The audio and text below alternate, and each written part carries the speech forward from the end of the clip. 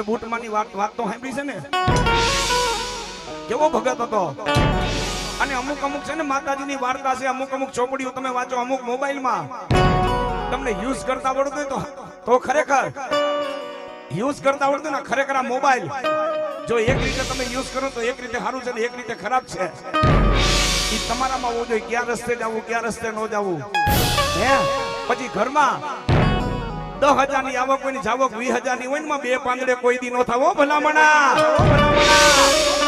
જેનામાં નોલેજ હોય ને જેનામાં જ્ઞાન હોય ને 10 ના 50 કરવા તમારામાં છે. અને મહેનત વગર કોઈને કાઈ મળતું નથી. શિવાજીનગર નો ડાયરો જાબાવારી ખોડિયાના બાળકો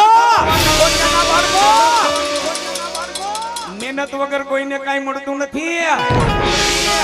પણ ભલામણા અત્યારના સમયની માલિકો ક્યાં માણાનું કામ છે? માય ગાંગલાનું કામ નથી હો દરબાર. જે ચતુર હોય ને જે ચાલાક હોય ને અને ભાઈડો તો એને કહેવાય, મર્દાનગી તો એને કહેવાય. માને હાચવીને બેહે, મા બાપને હાચવીને બેહે, બેનુને હાચવીને બેહે, પરિવારને હાચવીને બેહે ને એને મર્દાનગી કહેવાય. બાકી પોતે હવાઈઓ થઈને રખડતો ને ગામમાં પોતાનો ભાઈ યાદે રૂપિયા માંગતો હોય, બેનું બિચારી બાપ હાંગરે હોય, બેનું બિચારી 5,000 10,000 થઈને વલખા મારતી હોય, ભાઈઓ બિચારા આમ કરીને વલખા મારતા હોય. પણ એવું જીવન ન જીવતા. ભલે તમારી ઘરે માતાજીએ રૂપિયા દીધા હોય ને, સગવડતા હોય તો બાપ આને હેલ્પ કરજો, મદદ કરજો.